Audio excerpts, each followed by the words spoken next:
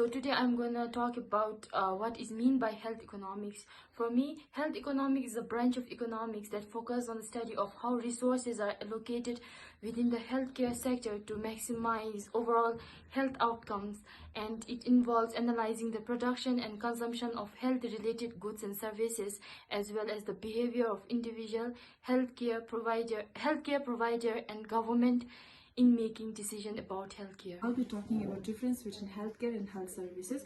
Healthcare refers to overall improvement of person's physical, mental or emotional well-being through the medical intervention, treatment and preventive measures. It encompasses the entire spectrum of medical services from diagnosis and treatment to rehabilitation and follow-ups. On the other hand, health services refer to specific various services and facilities that are provided to individuals to address their healthcare needs. This can include medical services delivered by doctors, nurses, and healthcare professionals. I will talk about the question that we usually ask in any modules of economics, including environmental economics, and now in the health economics we ask two questions, that is positive and normative question. So positive is the statement of fact and normative question is something opinion based. Here in terms of health economics, what we usually question is, in terms of normative question, we question like, does anybody deserve access to health care even if they cannot pay? This is normative question because there is no specific answer, whereas if we say that this much is the health expenditure, that is a fact and we can tell it.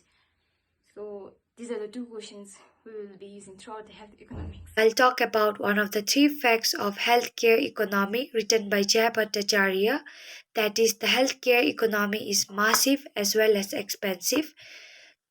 The reason for why the healthcare economy is massive as well as expensive are such as: number one, because of technological advances; number two, because of in order to improve the healthcare facilities, it leads the healthcare system to be expensive, massive in the economy; and the third reason is because of the aging population.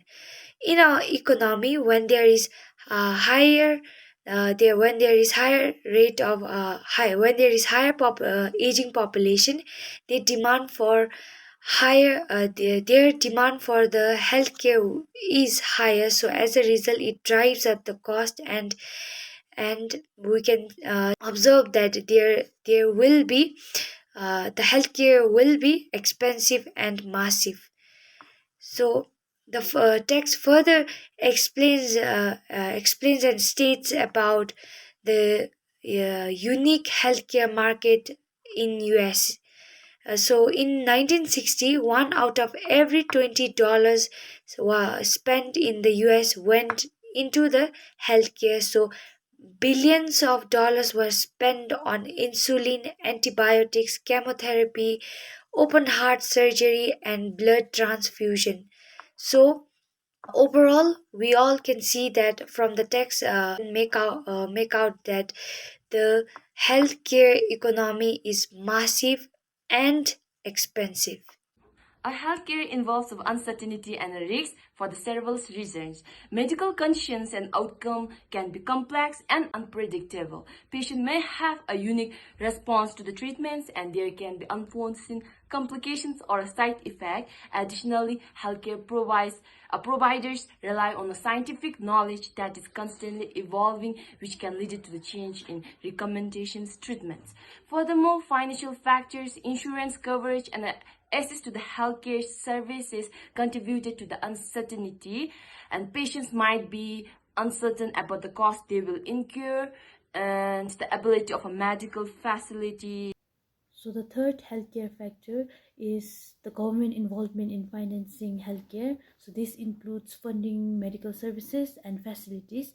So examples could be the UK's National Health Services providing free care funded through taxes, Canada's publicly funded system, and in Bhutan we can also consider the free of cost healthcare. So this government involvement and these activities ensure that citizens receive essential healthcare without any heavy financial burden, promoting equal access and overall population well-being.